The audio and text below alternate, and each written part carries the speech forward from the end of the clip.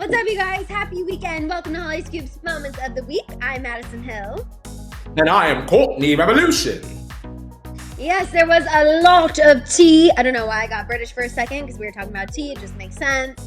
It happened. Yes, a lot of tea. There was a lot of tea that went down this week from Bella Hadid and Selena Gomez's Instagram drama to all of the things that went down with Scott Disick and his rehab stay, checking in, checking out. We're going to break it all down for you guys. Plus, we have a few other stories that we didn't have time to discuss.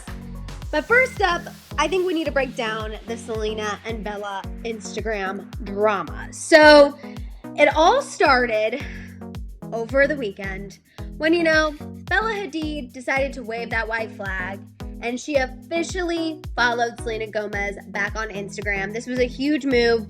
We know that the two had a little feud, a little beef back when obviously The Weeknd broke up with Bella Hadid. He started dating Selena once they posted their first, Instagram official pic.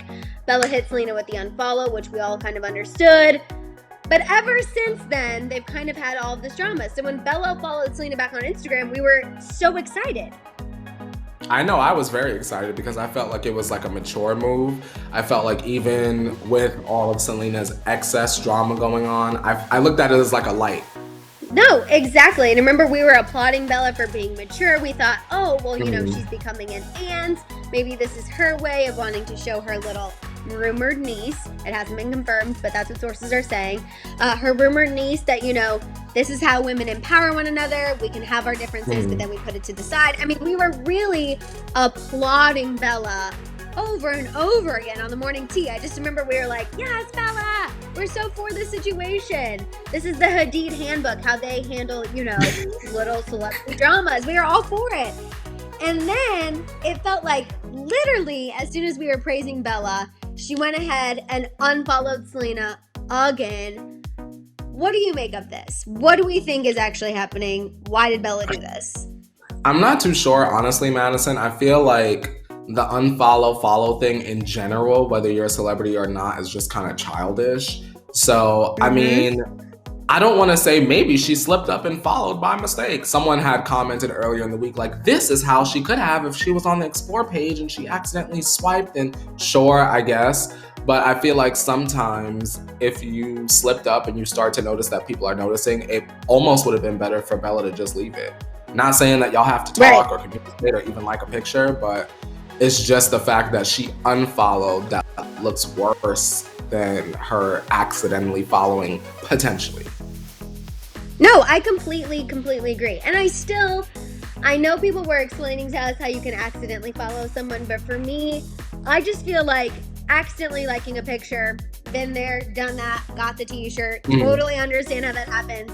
You're in a deep Instagram hole. Sometimes the thumb just gets a little crazy and gets away from you. But the follow thing, I don't know. I feel like Bella might have followed her to kind of be like, oh, nobody's going to notice. And then everybody noticed and she didn't like the attention it was getting. And then, hit it with the unfollow, which I almost think is worse.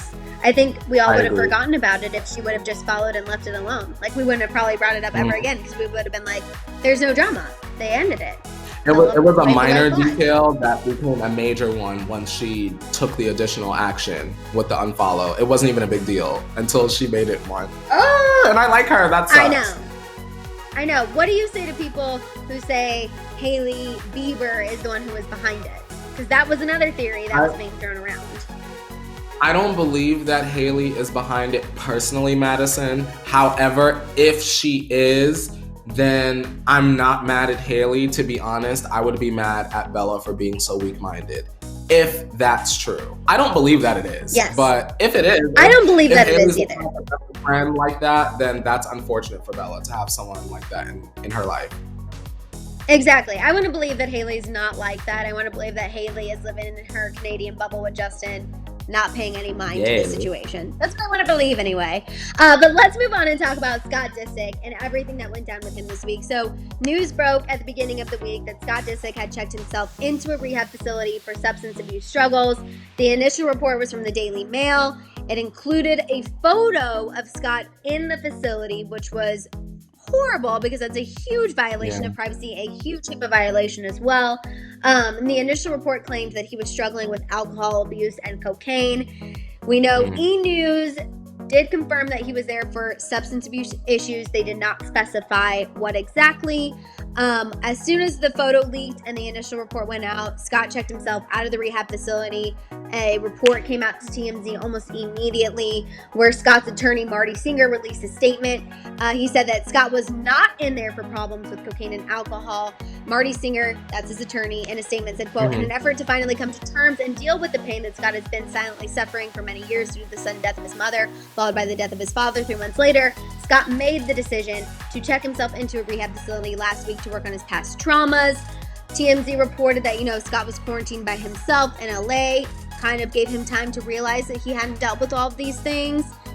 And obviously now Scott is suing the rehab facility for the major HIPAA violation, for, violating his privacy, all of those things. I think that was a really hard pill to swallow at the beginning of the week. I wonder, Madison, how Scott found out that someone had leaked a picture of him. Because when you enter a rehab facility, aren't they supposed to take like all of your personal belongings? Maybe I'm missing something. Maybe this was a special kind of center. But how did Scott find out if he's not supposed to be on social media or the internet or have his phone or anything like that? I was wondering that too. I'm sure people can call in, and I'm sure somebody called in and was like, hey, cat's out of the bag. A picture of you leaked, and maybe that's how the whole thing happened. I don't know, but I do find it very suspicious. I think the whole thing just made me cringe for Scott, because I can't imagine, kind of finally owning up that you need the help. We know that, Sophia had noticed that something was off. She actually tipped Courtney off that something wasn't right. Courtney was the one who gave him the ultimatum, and that's when Scott ultimately decided to go get the help. And I can't imagine, your ex, who is the mother of your children, says you need to go get help or you're not going to see your kids. You make the decision to go get the help. You're there. And this situation happens where your privacy is beyond violated. I can't imagine. I think you try to get some help and somebody exploit you on a worldwide level. Because it's not like everybody in the world don't know who Scott Disick is. You know what I mean? Exactly. That's awful. Exactly. Awful. Now, we know that the Kardashians are being very supportive of Scott. We also had a report in the middle of the week. It was from Hollywood Life. The source said that they were there to, welcome him with open arms. They're there for him. They're going to help him with whatever he needs. As far as Scott and Sophia's not going anywhere. She is not going to leave him. That's what we keep hearing time and time again from multiple different outlets, multiple different sources. And we do know that she is reportedly going to work with Courtney and Chris closely. This came from Hollywood Life. In order to make sure that Scott gets the help he needs. That little tidbit did make us feel like this might be a storyline, but I still hope that it won't be. I don't want to see it on the show. To hear about it, fine, Madison, because it is a part of their life that they're trying to show us. But I don't want to see, like how we discussed on the morning tea earlier this week, I don't want to see Sophia, Courtney, and Chris sitting around. Well, what do we do? How do we think? Like, I don't want to see that, because it feels like exploitation. And if that man is truly your family and you care about him like you say you do, you wouldn't exploit him on national television like that. That's just my opinion. That's how I feel about it. No, I completely agree. I don't want to see any of this on the upcoming season because it will basically confirm. I always usually want our theories to be confirmed, but I don't want this theory to be confirmed, because I agree. Then it will prove that the Kardashians do sometimes value a cash grab over what's right, and I don't want that to be the case, in my opinion.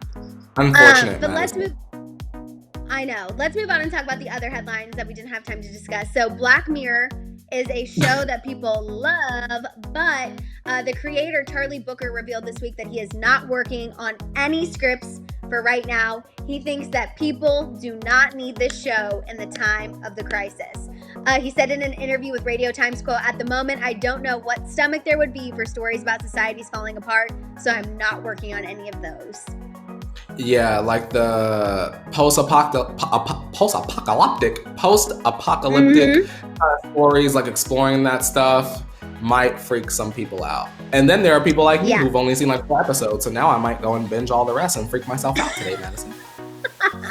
No, don't do that. We don't need to freak ourselves on the weekend. We need to relax. The other little hotline we didn't have time to discuss, this is for all the Harry Potter fans. J.K. Rowling announced that she will be releasing an audio recording of the first book in the Harry Potter series, Harry Potter and the Sorcerer's Stone.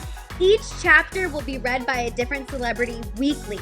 So Daniel Radcliffe will start things off narrating the first chapter, and then it will go through all the different celebrities, including David Beckham, Dakota Fanning, a lot. So I think this is a really cool way to kind of give people an outlet while we're all still stuck inside.